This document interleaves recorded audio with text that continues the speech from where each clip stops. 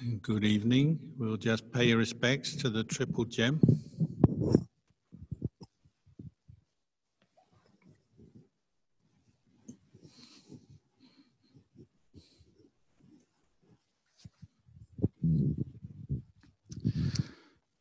Arahang Samma Sambuddho Bhagava Buddhang Bhagavantang Abhivademi.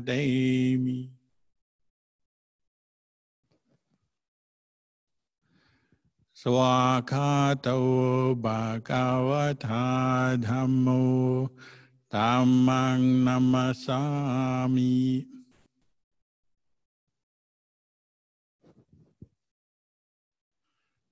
Supatipanno Bhagavato Sāvaka Saṅkho Saṅkhang Namami.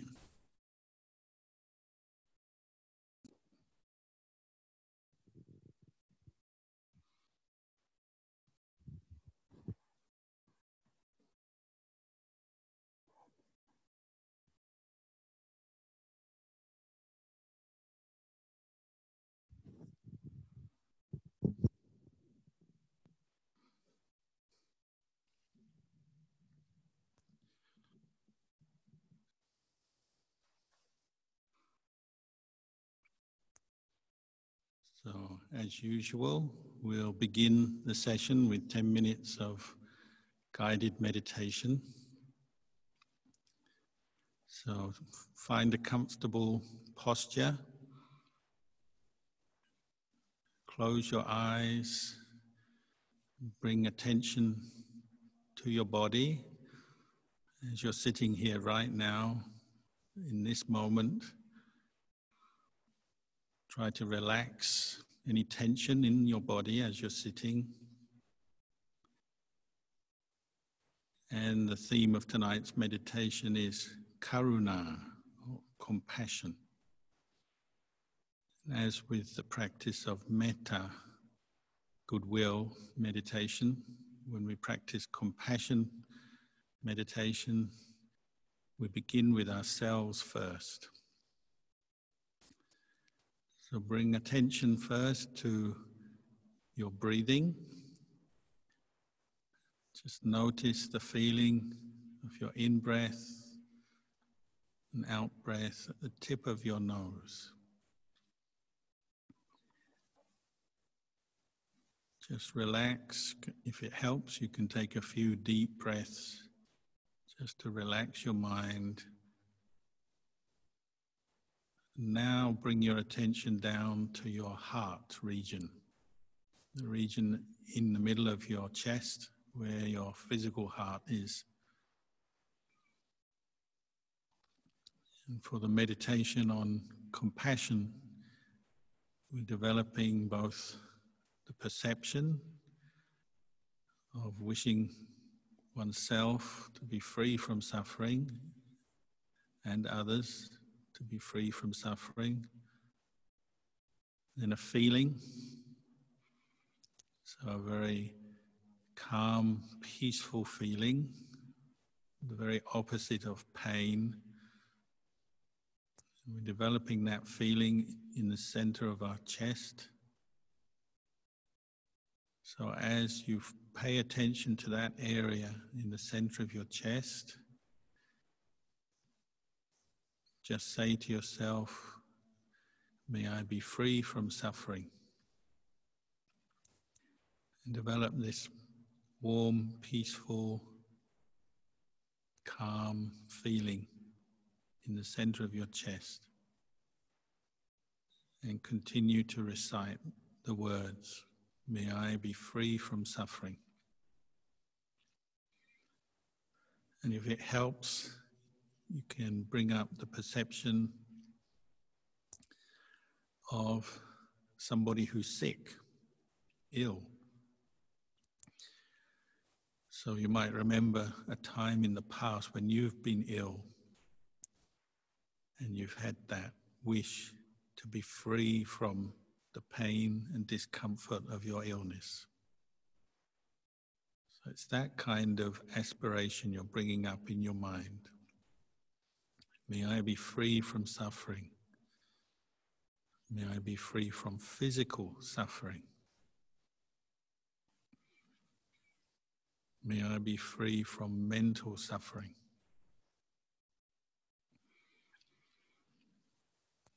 And as your mindfulness and attention becomes clearer and stronger,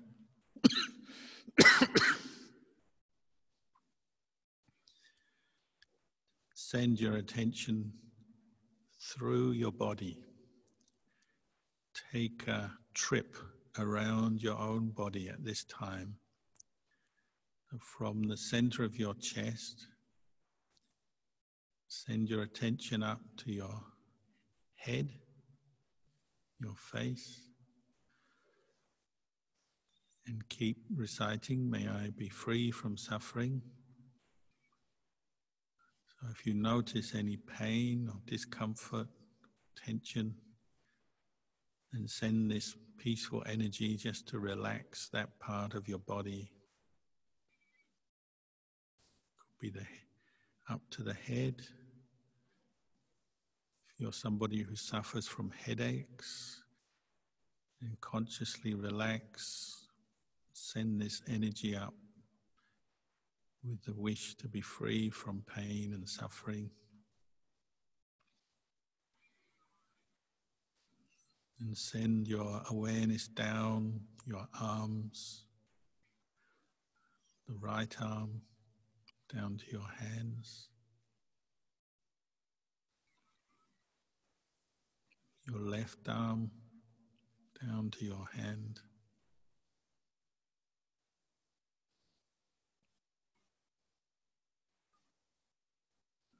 consciously relaxing the muscles and any physical tension or discomfort. Now coming back to the chest, send your awareness down to your stomach. Settle your stomach with this healing energy of compassion, karuna, and down to the hips.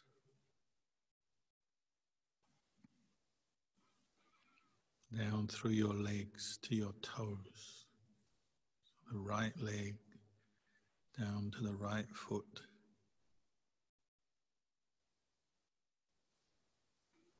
your left leg down to the left foot. Maintaining the thought, may I be free from suffering. So you're completely bathing your whole body and mind with this thought, to be free from suffering. And try to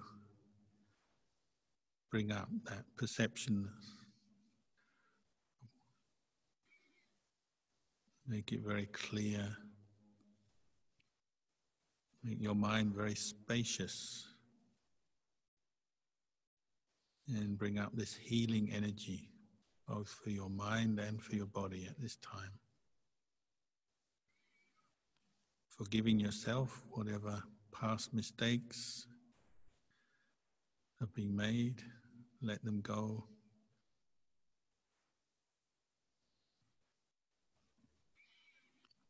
Now can turn your attention to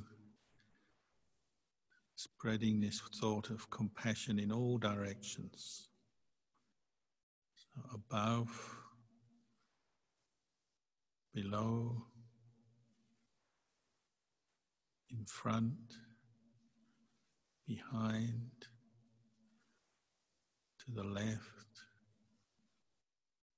to the right.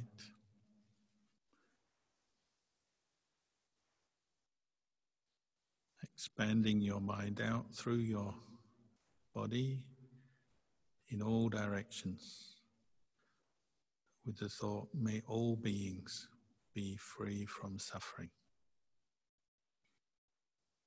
Whatever living beings there may be, weak or strong, young or old, good looking, not good looking, near, far.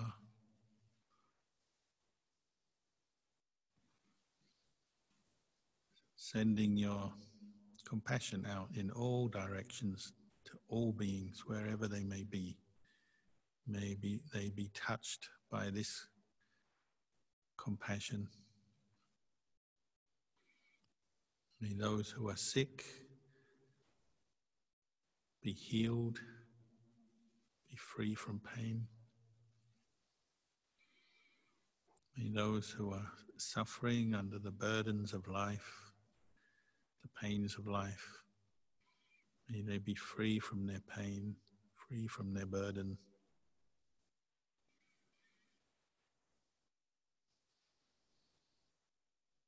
May all beings be free from suffering.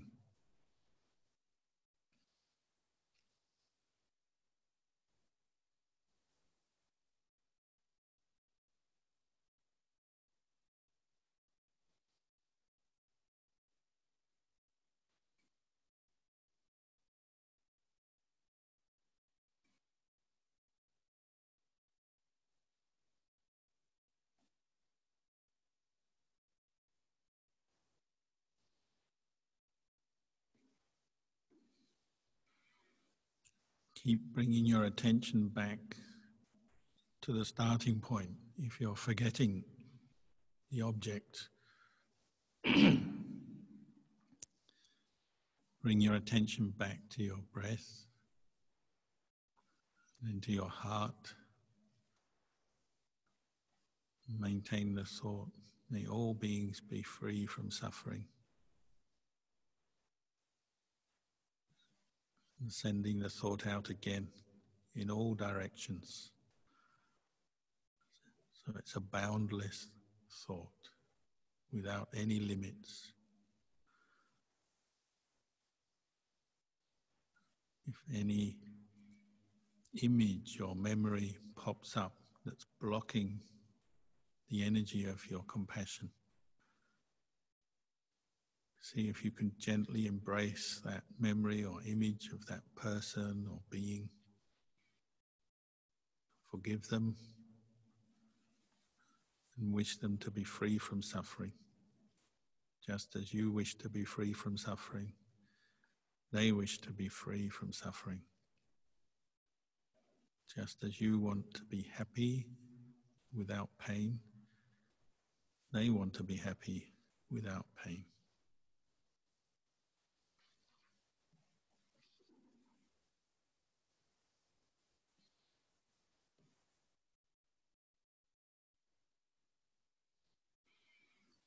As you meditate, you have to keep nourishing this thought and the feeling and the perception.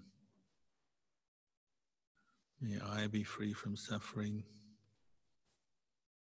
May all beings be free from suffering. First, it's just a few drops of compassion here and there, interrupted by other thoughts, other things. If you keep practicing, those drops will join together until they become a steady stream. And that stream grows in its intensity from a trickle to a stream to a river, spreading out in all directions with the thought, may all beings be free from suffering.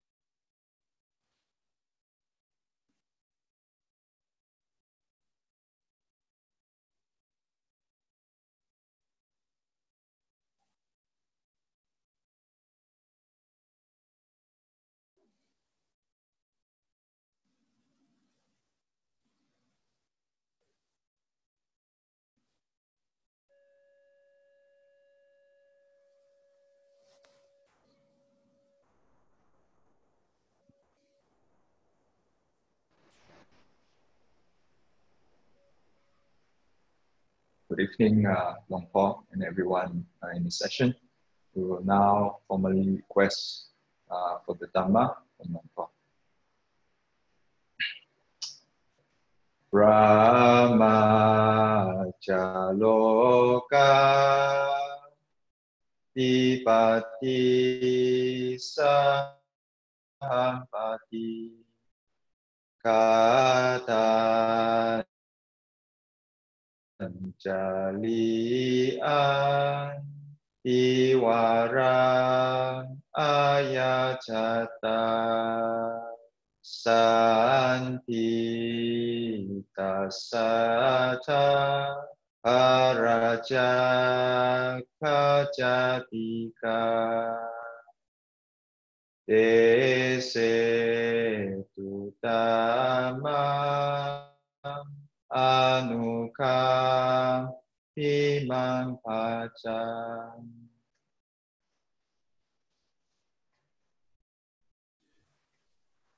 Namo tassa bhagavato arahato samma sambuddhassa. Namo tassa bhagavato arahato samma sambuddhassa. Namo tassa bhagavato arahato samma sambuddhassa. Buddhang dhammang sanghang namasami.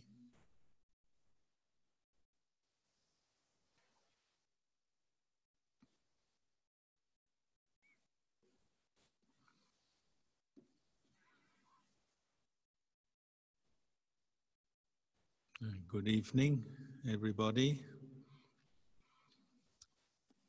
When we recollect the Buddha, usually we're recollecting three main qualities: the wisdom of the Buddha, the compassion of the Buddha, and the purity of mind of the Buddha.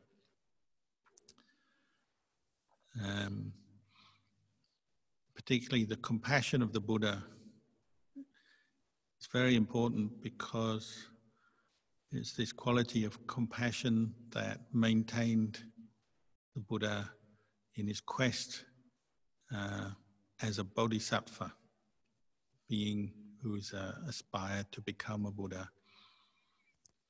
Our Buddha, Siddhartha Buddha, began that quest, they say, when he was a hermit called Sumedha, and being so inspired by the Buddha Dipankara, he made his aspiration by placing himself across a muddy puddle when the Buddha had come into town and inviting him to step on his back so that the Buddha wouldn't get wet. And as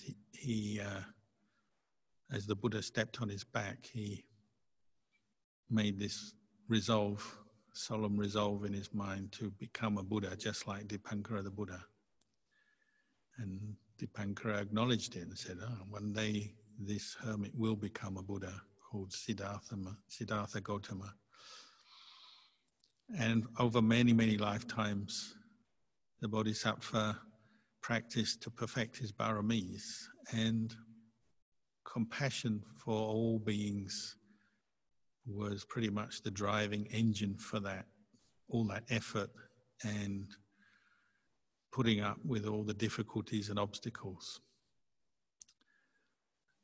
And then once in his final life as Siddhartha Gautama, once he became a Buddha, enlightened, fully awakened, again the compassion flowed from his heart, but combined with the wisdom and the purity of a mind that was completely free from greed, anger and delusion. And that compassion transformed into his teaching, what we say dispensation, teaching of the Dhamma Vinaya, teaching of what has now been called Buddhism over 45 years or so in India, putting up with physical hardship, mental hardship and difficulty in order to spread the teachings out of compassion for beings. So it's a tremendous driving force in our practice, compassion. And when we talk about the Brahma Vihara Dhammas, we've talked about metta last time. Metta is just this basic goodwill one develops for oneself and other beings, with that basic respect for life and valuing of life. All life is worth having a good thought for. We cultivate goodwill for all forms of life as a regular practice, as a starting point in our practice. But then as we go on in our life and our practice, there'll be some beings we meet who are suffering, or sometimes we are suffering and we know we're suffering, or someone we meet, they're suffering. So straight out of metta or goodwill emerges compassion, karuna. So they're very interchangeable as both meditation objects and as just basic attitudes in daily life. One develops goodwill when that leads straight into compassion when the situation arises that compassion is called for. One wishes somebody well, but if you see them suffering, then your next thought would be, well, I hope they're free from suffering. So metta and karuna go hand in hand. But karuna is particularly that thought for yourself or others to be free from suffering, or even if somebody is heading towards suffering, it's that wish to prevent them, to stop them. So one of my earliest memories of that, when I was 7 years old, I was coming home from school one day. I had to walk about 2 kilometers home from school, and quite often I would walk with a friend who was a bit more athletic than me, more sharp than me perhaps, and we had to cross a number of main roads, and we're crossing one main road just near my house, and I picked a lousy spot to cross the road on a corner, and it was a very busy road with cars driving quite fast up and down, and they would hurtle around the corner, and I hadn't seen the cars coming, and I was going to cross the road, and I stepped into the road, and my friend instinctively pulled on my hood of my anorak and pulled me back out of the road. And I was about to tell him off because I thought he was joking, but then I realized, oh, he just saved my life. The car was coming around the corner very fast and very close. It was so close, I literally almost got run over, but my friend saved my life. And karuna is like that. Compassion is this quality that you're developing, say in a meditation like we've just done, as an attitude in your daily life. And you're just building on what seeds you have in your mind. You already will have some compassion there from the past, but now as a practice we're developing, we're nurturing it as an intention, the intention to be free from suffering. So in that situation, maybe it's just simply pulling someone out of the way of an oncoming car. Compassion to prevent suffering that you could see will happen, but if I can stop it in time, I can prevent it. So compassion is not just once somebody is sick or ill or stressed, it's also doing things to stop that from even happening in the first place. So a good example of that is the Buddha himself. Who did he have this sense of responsibility to still as a Buddha? Well, he still had his family, parents, wife, child, his child Rahula. Quite a few of the teachings the Buddha gave in the first part of his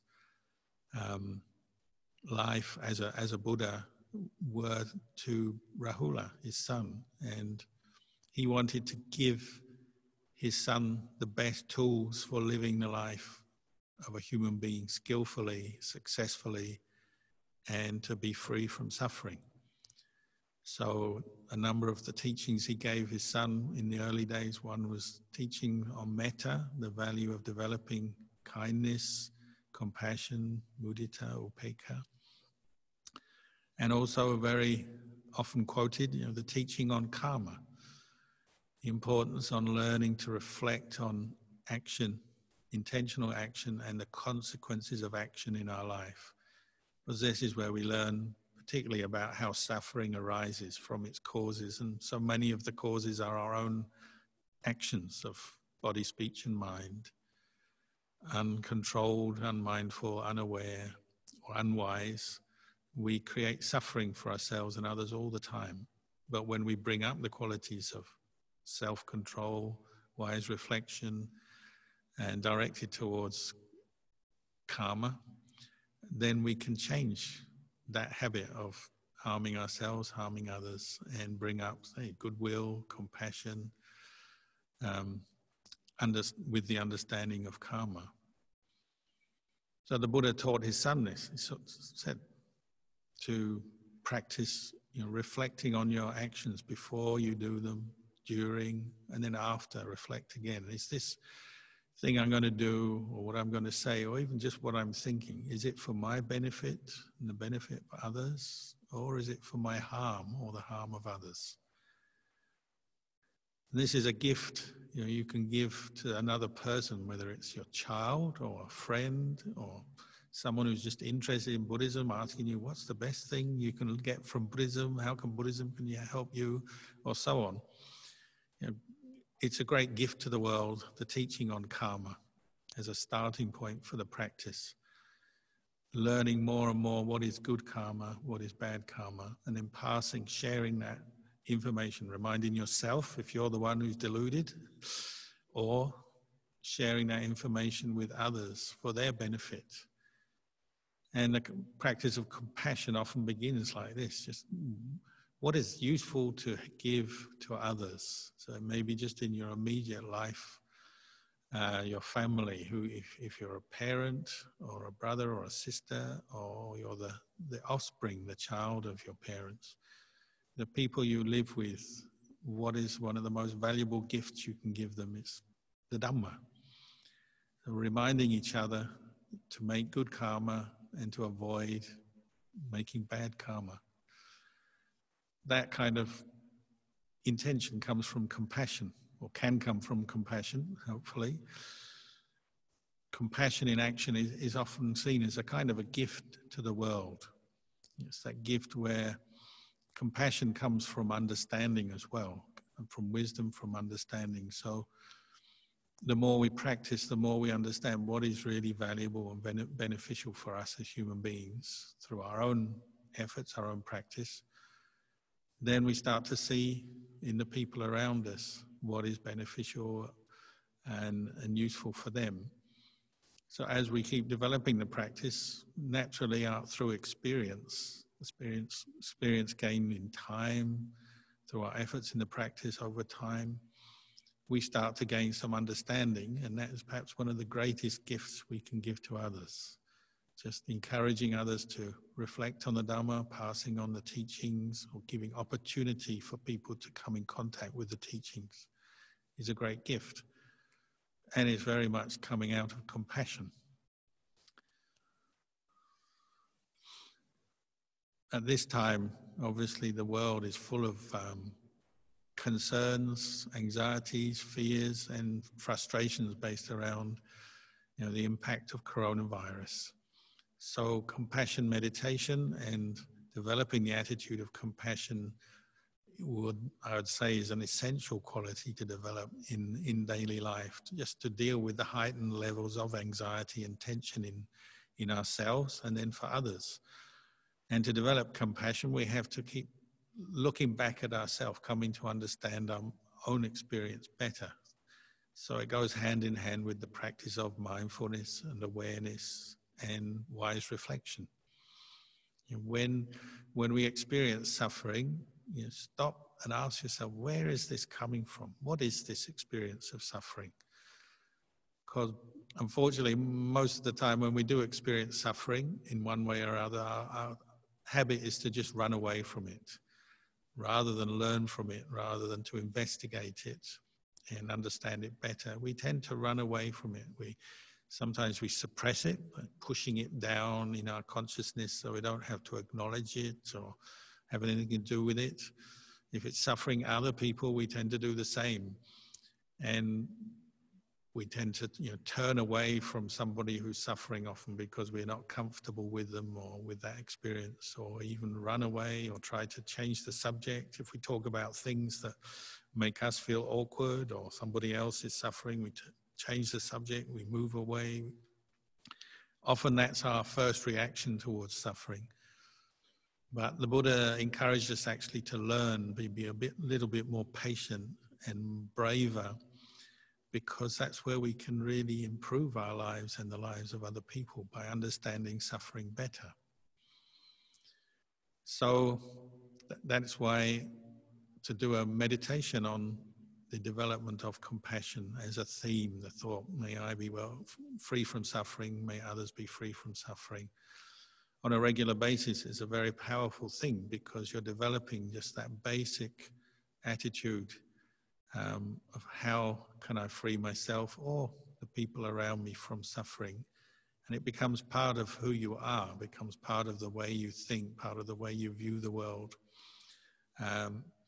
But you have to develop this gently over time, because you'll encounter this obstacle that the mind doesn't want to see suffering or have anything to do with it. And so, maybe there's somebody we know who's suffering and we just feel, I can't talk to them, I can't be with them, because of that reaction, that turning away from it.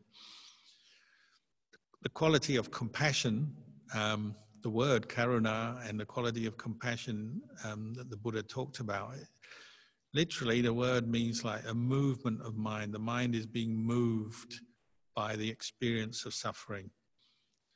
Moved in a positive way, moved to do something about it, to end it, to find a way out of it. So the mind is moved whenever it encounters suffering. But sometimes that movement is so strong, the emotion is so overwhelming, we find we can't face it. So that's why we have to go gently and be very patient in the development of compassion. Sometimes it happens, say like, particularly you ask people at this time working in healthcare industry, hospitals, doctors, nurses, or anyone who's in some kind of service or assistance providing a job or situation. That movement of mind may be only quite small. Every time you encounter suffering in the people around you, so you work in a hospital or you care for an elderly person or disabled person, there may be just small moments where you're moved or affected emotionally by that person's suffering, and you won't really notice it that much. The movement is very small. You have small moments of compassion where you're realizing, oh, this person is suffering, that's not good, what can I do? One thing you notice over time is that maybe those small movements of compassion, being moved, feeling sad, feeling sorry, empathizing with someone, they can build up. They can build up until it reaches a point where your mind is really moved in a very serious way, and then you find you can't cope anymore, or at least temporarily you have to stop. This is one of the dangers of practicing compassion, whether it's as a meditation or just in daily life. Often we have our limits because it involves a small movement of the mind every time one is facing suffering and then wishing oneself or others to be overcome or free from suffering. There's a little trembling of the mind, movement of the mind. And so one has to be careful what one's limits are, what one's, the battery of one's mental battery, how much charge it has in it. Just like your phone, you have to be aware if your phone is running low, you have to find a place where you can recharge it. Compassion is like that. We can easily run out of it because it drains our mind, drains our heart as we're confronting suffering. And this is one of the skills of developing compassion as a meditation or in daily life. You have to recognize where you're at. And sometimes it's not wrong to set aside certain tasks or jobs or duties we may have if we're becoming overwhelmed by them. So you need to take a rest. So if you're working in a hospital or something like that, or you're a school teacher, or you're helping someone who's terminally ill or something, whatever, you'll notice that sometimes compassion may be simply just preserving your own state of mind, and you need to take a break, take a rest, if you can, in order to go back and meet with more suffering again. And this is because the mind gets moved by suffering, and it can be quite confronting or draining, challenging. But as you practice as a meditation and as a contemplation in daily life, what you're doing is you're getting stronger in the ability to cope with suffering, your own suffering and suffering of others. And as more awareness and wisdom and experience grows, one of the things you can see is that, well, suffering is a temporary experience. Often we don't see that at first because of our thinking, our negative thinking, or our tiredness, or our delusions. We often remember past suffering, and then it gets to the point where we keep remembering suffering over and over again, and we stick with that perception. We attach to that perception in our mind. So if it's a person who's suffering, if you only think of them as, oh, they're suffering so much, I really can't face it today, or I can't be with them today. What you have to do is bring up mindfulness as that thought or that memory is coming up. And sometimes you have to investigate it and stop and ask yourself, is this really true? Because as you learn through the practice of meditation, particularly as you become more mindful, more aware, you'll recognize that suffering is not always, it's not a permanent state of affairs. It comes and goes as a feeling, as an experience. And even though, unfortunately, sometimes for some people it's a recurring experience, but there will be times and moments when you're maybe not suffering, or that person is not suffering, or there's parts of their life or your life that you can see are not suffering. And that's another part of the practice, is to learn how to focus on the non-suffering, so that one can deal with the suffering and see that, well, suffering is a temporary state of mind. One can free oneself from suffering.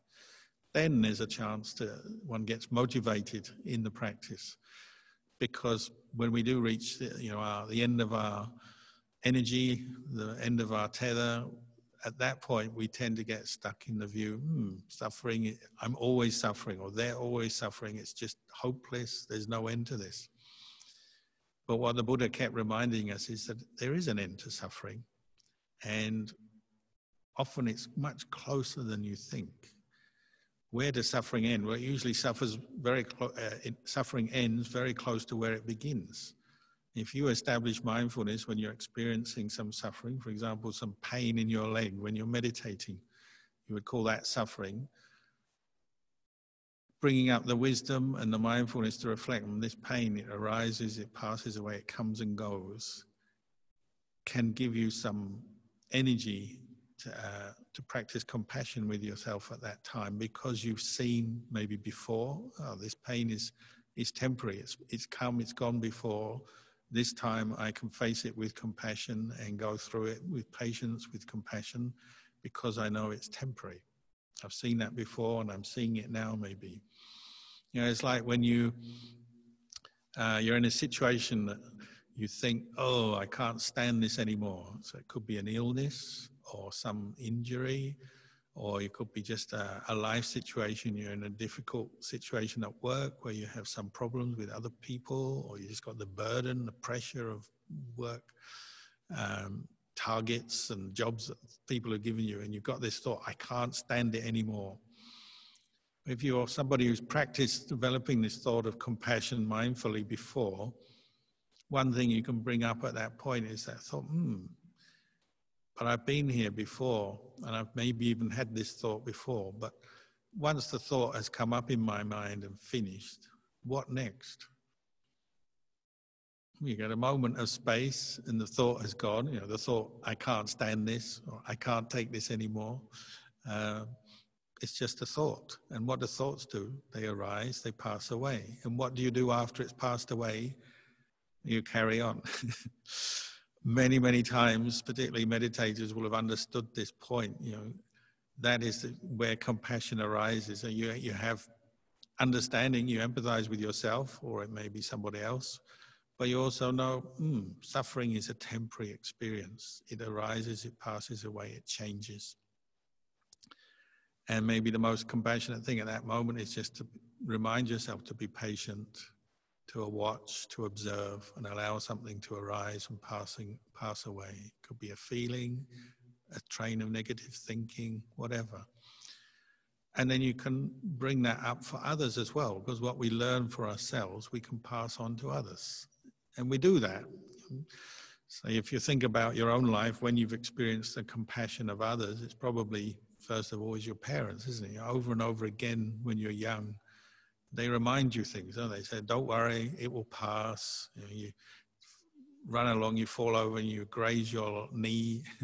They say, oh, never mind, it will get better. They rub you down, they help you, and they say, never mind, it will pass, it will heal. That's based on that kind of insight and understanding. It's coming from compassion, and then the understanding of suffering arises, passes away. It's not a permanent thing. We receive that from our parents first. The help when we make mistakes, when we fall, they help us up, and they help give us support when we need it. Over and over again, to the point often when we take it for granted or we even forget it. We often remember moments when other people have shown us compassion, but often our parents have shown us infinite compassion when we were kids. And we got so used to it, we just don't think of it anymore. But now maybe as a mindfulness practice, sometimes it's good just to sit down and run back through your life, moments when you've received compassion, just as a way to get yourself familiar with it. Your parents, how did they show you compassion? Tolerated you? When you were young, it was maybe just tolerating your uncontrollability and all your problems, learning to walk, learning to eat, learning to come and go and do things. As you become older, it's more, you tolerate your words and maintain compassion and empathize when you're a teenager and you're confused and expressing your moods and emotions not very well, not very skillfully. Our parents usually, compassion changes with our growing at our age, but they've shown it over and over again. That may be something you can think back to and understand better what the feeling of compassion is, what the thought and compassion in action, what it's like. And then apply it in your life, but then spreading out, not only with your family, close family, but then out into society, particularly with the people around you that you meet. So the nature of compassion, it's very close to wisdom. It's this understanding that all beings want to be happy, want to be free from suffering. And it's that wish, that intention, that resolve of mind, putting that into action. And that's something we practice, just like goodwill, metta. Compassion is something you have to keep practicing over and over again, making it stronger, just like our parents did with us over and over again. But then maybe also developing it for yourself as you're going through life, especially if you have a tendency towards negativity, depression, or maybe people around you, particularly when suffering comes up for them. So it becomes something like a tool that you have ready, whether it's you who need it, something comes up in your life, or whether it's somebody else out of the blue, their life, they run into some trouble of some sort. You have it ready there because you've practiced it and you're familiar with it. It's not an unfamiliar emotion. It's not an unfamiliar thought. It's the opposite. It's something familiar to you. You're used to it because you've been developing it regularly.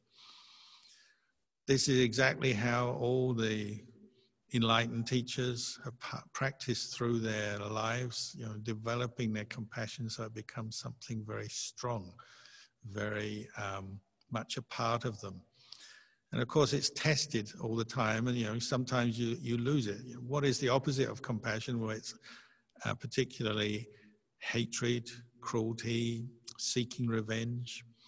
So of course, everybody in their life, whether it's the Buddha or us or anyone else, will have been tested over and over again. It's part of living in the world with other people. There'll be times when you're compassion is tested and somebody is cruel to you and hurts your feelings, or physically hurts you in some way, or takes advantage of you in some way, you'll want to get them back. Someone bullies you, you want to get them back. These are the times when you have to, your compassion is tested and you have to work hard to bring it up. So just like the Buddha teaching his son Rahula, teaching to reflect on karma, we reflect on the karma of holding on to grudges, holding on to the thought of cruelty, and how toxic that is for our own mind. Even if someone has hurt you, genuinely hurt you, they genuinely have done something bad or wrong to you, learning to reflect back on your own state of mind as if you can't forgive them and let go of that anger and hatred towards that person, your mind is poisoned constantly, isn't it? And you'll keep remembering, keep thinking about it.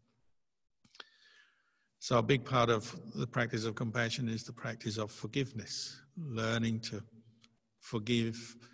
And sometimes people think, oh, this is just a weakness of Buddhists, a weakness of meditators. If every time somebody bullies you or hurts you, you just forgive them, then you're becoming a kind of weak person and letting people run all over you. But compassion doesn't work like that. It doesn't mean to say you can't do things to protect yourself or right a wrong or even teach that person a lesson in the proper way.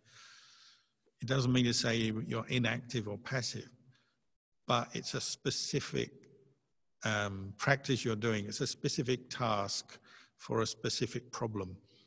So if you have been hurt by someone and you experience anger, and particularly the thought to get them back, seek revenge, you're becoming more aware of how that is hurting yourself, that thought. It's leaving an impression on your mind.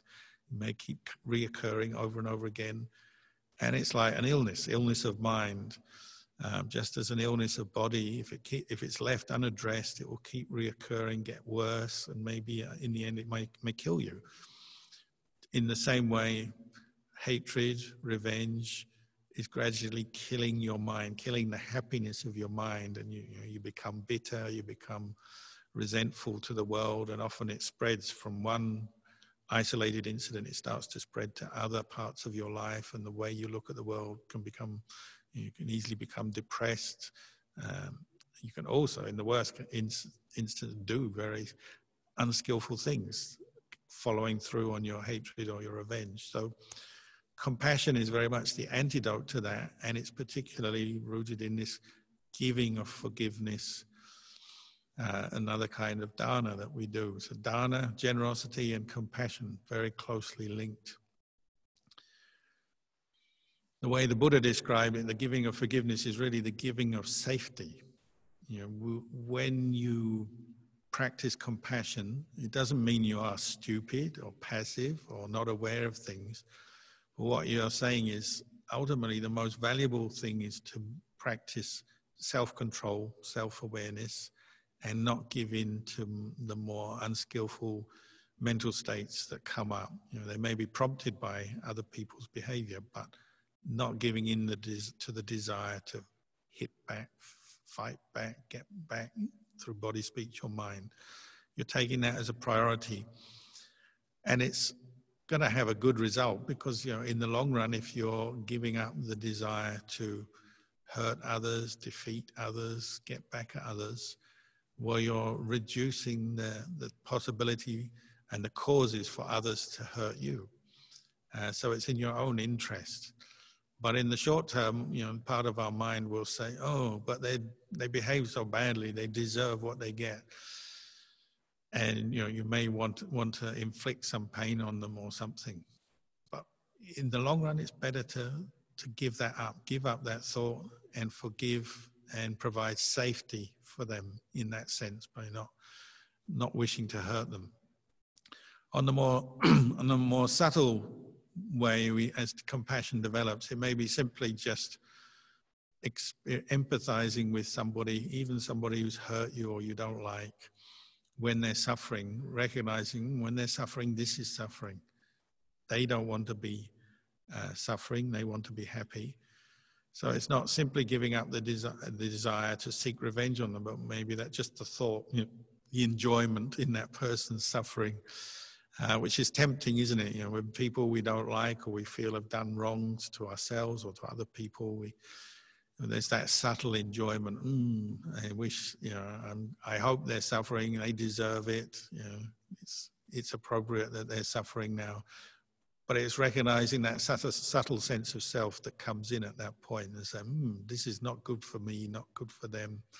It's not going in the right direction, this way of thinking. So even learning to let go of that subtle enjoyment in the suffering of others.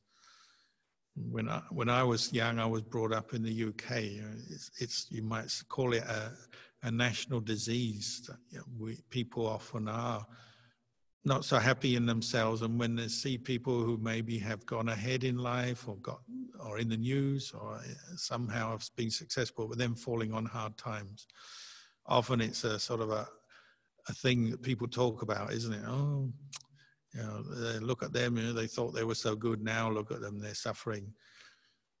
But when you're practicing the development of compassion as a Brahma Vihara, as a meditation and as a wholesome object of mind, you're rejecting that way of thinking. You're saying, no, this is still harming myself and harming them, even if it's just a subtle thought, the subtle thought to enjoy the failure or the hurt that other people are experiencing. What we're aiming for is a state of mind where our compassion is balanced and continuous and unconditional and boundless and limitless. So on all these different levels, where it's just the level to get someone back or hurt them, or the level of just subtly enjoying the failure or the problems someone else is experiencing. As we develop compassion, you're kind of cleansing your mind of all these different levels or layers of cruelty, hatred that may be embedded in you for many years. You know, this is not a practice that will necessarily yield its result overnight. It's something you have to keep working at, stripping away the layers of self that form around hatred, cruelty, revenge, and replacing them gradually with thoughts of empathy, compassion, sensitivity to others. It's a practice of replacement, really. Why? Because when we practice compassion, it makes us happy and it brings good for the world, because it's good for other people when we practice compassion. That's again why we go back and reflect on times in the past when we've maybe received the fruits of other people's compassion. Teachers, whether during our younger years at school or college, spiritual teachers, our parents, good friends, wise friends. You know, this is a practice in itself, remembering or recollecting the good others have done for us, the advice we've received, the help, material help and support, the emotional support and love we receive from others. This can be a very uplifting meditation to do, and it's part of the meditation on compassion, both recollecting the compassion oneself as practice, but then the fruits of other people's compassion. Often we do tend to think of compassion as something that we receive from elders or people, you know, like teachers or parents and so on, but it's not necessarily like that. It can come from any direction. And, you know, if you open your mind, you'll realize there's a lot of compassion in this world being passed around from young to old, old to young, male to female, female to male, in all kinds of walks of life. And it's quite an enjoyable part of the meditation, is to recollect acts of compassion that you've seen others performing to each other, or you've received, or that you've done for others. For me, as a monk, you know, endless memories, good memories of people who have helped me personally as a monk, or seeing people doing good, helping other monks, or just helping each other in monasteries, because it's a place that's very good at nurturing compassion. So like one of the things I remember when I've been a monk about a year, and I was helping at a monastery. It was an island in a reservoir. It's place I sometimes talk about, but I spent a few years there on and off when I was a junior monk. But I've been a monk, not for very long, just for a few months. And I, without realizing it, I got cellulitis in my legs, and one of my legs, and my leg gradually swelled up, became very painful to the point where I couldn't walk, which was quite a problem because I was staying in this monastery where it was right in a deep forest. There's just a couple of monks and a novice living there, a very small community, and we had no resources. There's no electricity, no kitchen, no lay people living there because we were living on an island. And it was about half an hour's walk, so about 1.5 kilometers from the main area, the central area, down to where there was a boat landing because we were on an island, and then there were a number of boats there. There was one power boat and one rowboat, and it was a half an hour row to get to the other side, or half an hour to go a bit further in the power boat to a further village along the shore. And then we could go on alms round every day for a few hours and then come back in the boat. So alms round, including the boat trip and the walk, was about 3 hours every day. Very hot, very tiring. And then I got this bad leg. I got cellulitis, so I had to stop walking. So it meant the other monks had to go on alms round for me and bring me back food and come and care for me because I couldn't walk anywhere. I couldn't put weight on my foot at all. I could only crawl. So they had to put a urine potty, a spittoon in the corner of my kuti. They brought me my food. They bought me a bucket of water to bathe because I couldn't move anywhere, and there was no conveniences in those days. So most of that task fell to just one young monk and one young novice. The novice was only 16, but they looked after me very well with great compassion, great care. So I always remember that as a very good example of what compassion is, because those two, the Thai novice, Thai monk, they didn't know me very well. They'd only just met me. They were completely, unrelated to me, but out of the goodness of their heart, they had to look after me and spend quite a few hours every day doing that. And they tried their best to make herbal remedies for my cellulitis, which failed, unfortunately. So it was getting worse, and gradually it became septic and pussy. And I got this very deep pussy wound that went right through to the bone. So the pain was getting worse. The state of my leg was getting worse, smelling. And eventually we thought, we've got to try and get some medical help. And the only way to get that was to get rowed across the lake to the road where we could maybe arrange some kind of transport to go and see a doctor. So it's quite an involved and difficult situation. But the novice monk volunteered to push me in a push cart from where I was staying in the forest, 1.5 kilometers down to a jetty, row me across the lake. I did try and row a bit myself. I could do a little bit because I could use my arms, but it wasn't very convenient because you can't put weight on the leg. So he'd row me single-handedly across the lake. Then we managed to get in touch with the nearest doctor who would drive in a car to come and meet us, pick us up, take us to his clinic where he could treat my leg. And the first day he had a look at my leg and he said, "Wow, good thing you came. If you left it any longer, you'd lose your leg." And he had to do emergency kind of surgery to scrape away and remove some nasty flesh, pussy flesh, which produced screams in me for a little while because it was very painful.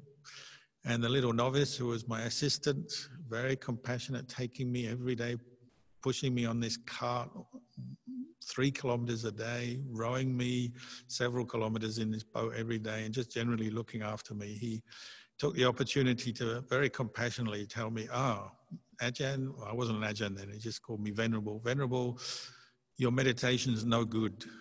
You screamed. And I said, "Why are you saying that? It's hurting." He said, "I'm saying it out of compassion because I'm reminding you got to be mindful when you experience pain." So a very good lesson in compassion in action, being taught by a 16-year-old to be more mindful as my leg was being gouged by a scalpel without anesthetic. So anyway, that went on every day for a month. Luckily, the leg improved, so it wasn't quite so painful every day, but the same procedure went every day. And that novice, every day, he pushed me down the hill to the water, rowed me across, looked after me, brought me back, pushed me uphill, which was quite a long, hard trip for him. That was compassion in action. So even though he was 16 and he could be quite mischievous and quite naughty and outspoken, I never got angry with him. I always forgave him, even though he was quite annoying sometimes, because it was so obvious he was being compassionate. Compassion is like that. It breeds compassion in your own mind and in others around you if you're willing to put compassion into action, put it to the test. The other thing I remember from that situation was that one day he was pushing me downhill to go down to the boat jetty. It was downhill. And he used to like to push fast. You know, he's 16 years old and there's a push cart and I'm just lying there because I'm totally immobile. So he liked to run a bit because he'd gather speed as he's going downhill, and there's no brake on this push cart. So it's basically pot luck how we finished at the bottom of the hill where the water was. I never once went in the water, but we had a few hard stops when he hit rocks. Anyway, we're going through the forest very fast one day as he's running down the hill. He would be chuckling, enjoying himself, having a bit of a game. I'll be sitting there bumping around, a lot of pain, but putting up with it.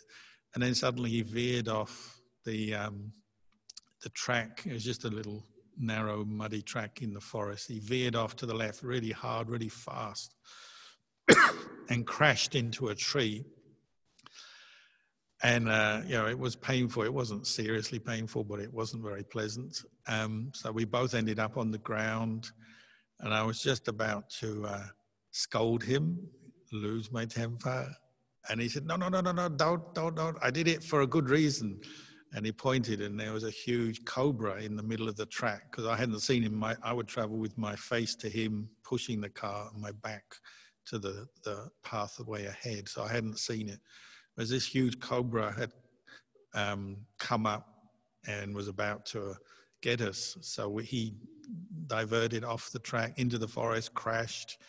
But, you know, he saved me from the cobra, saved himself. So I just said, oh, very compassionate of you. Thank you very much. So compassion, it can even be quite painful sometimes, can't it? You know, you have to tell somebody that something they don't want to hear, or you have to teach them a lesson they don't want. You know, sometimes it can be rough. The important thing is to maintain the intention, though. The intention is to avoid suffering or to somehow reduce the suffering that has arisen. So compassion is always practiced in conjunction with wisdom, and whether it's in a meditation, developing states of jhana, states of samadhi to all beings, or just in the more normal way, developing empathy and trying to do your best for the people around you, yourself and others, to reduce suffering or avoid suffering. It takes on many forms. So hand in hand with compassion and wisdom, you know, one becomes quite creative, looking and learning to understand better what is suffering. And the best way to understand what suffering is and what to do about it is from your own experience. So if you put it into practice, you contemplate it, you develop it as a mental state regularly, over and over again, you get more skilled at it. You start to understand what is true compassion. And those who are best at it, well, those, what we call the Arya Pugalas, the noble ones. You know, the compassion of the noble ones is reliable, it's true, because it's based on real understanding of what is suffering and what is the way out of suffering. They really see that clearly. They understand the Eightfold Noble Path. They put it into practice. So the best place to get examples of compassion is from the noble ones, the enlightened ones, whether it's from the Buddha and the disciples in the time of the Buddha, or teachers you meet in this day and age. You know, teachers like Luang Por Chah, who literally, you know, used every last drop of his energy physical and mental energy to help others. He practiced for himself and fully understood this Buddhist path, and then he spent day after day, night after night, teaching people and sharing what he understood. That is the greatest compassion, the greatest gift, the gift of Dhamma. But we shouldn't overlook our own Dhamma. We all, as practitioners, have some Dhamma already in our minds. We already have some good qualities there. And the practice of compassion is nurturing them so they become strong, so that we become clearer in what is the Dhamma, what is the path to the end of suffering, and what is not. What is the path that's leading to more suffering? What ways and means lead to more problems for ourselves, more problems for other people? The more we see that clearly, the more we will act wisely and abandon the way that leads to more suffering and develop the way that leads out of suffering. And that's the most compassionate thing we can do for ourselves. You follow the Eightfold Path to completion. The most compassionate thing we can encourage others to do is follow the Eightfold Path to completion. So this is what teachers like Luang Por Chah would do. Most people, when they're beginning their practice of Buddhism, they go to a monk, they want compassion from the monk, they want understanding, they want sympathy. But what they want most of all is blessings. They want things from the monk. They want a blessing. They want holy water. They want medallions. They want ceremonies and rituals and chanting done. That's what we first go for when we go to the monk, maybe.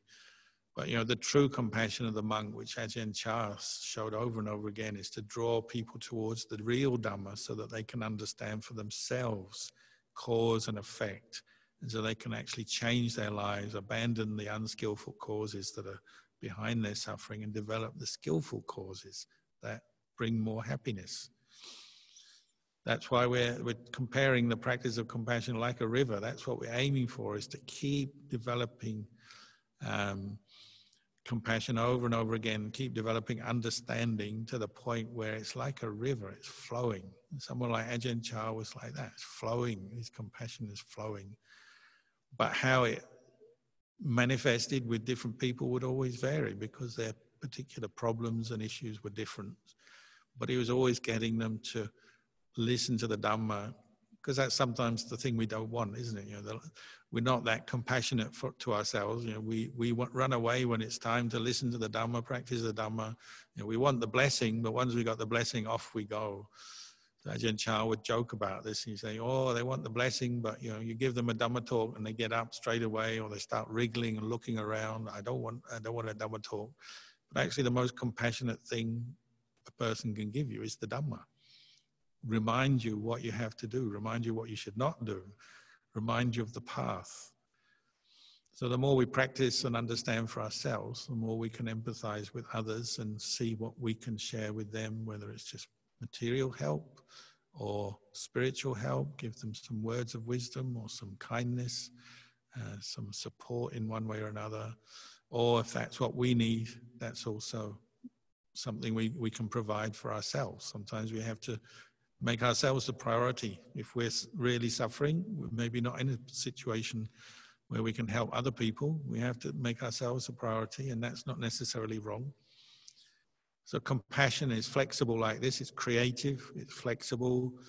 It sees with wisdom what needs to be done and what's the best way to do it. So maybe for tonight, I've given you a few ideas about the practice of compassion, whether it's as meditation or compassion in daily life. So I'll leave you with these reflections and end the talk here. Andamayang Ovadakataya Satu Karang Atamase Satu Satu Satu Anumodami.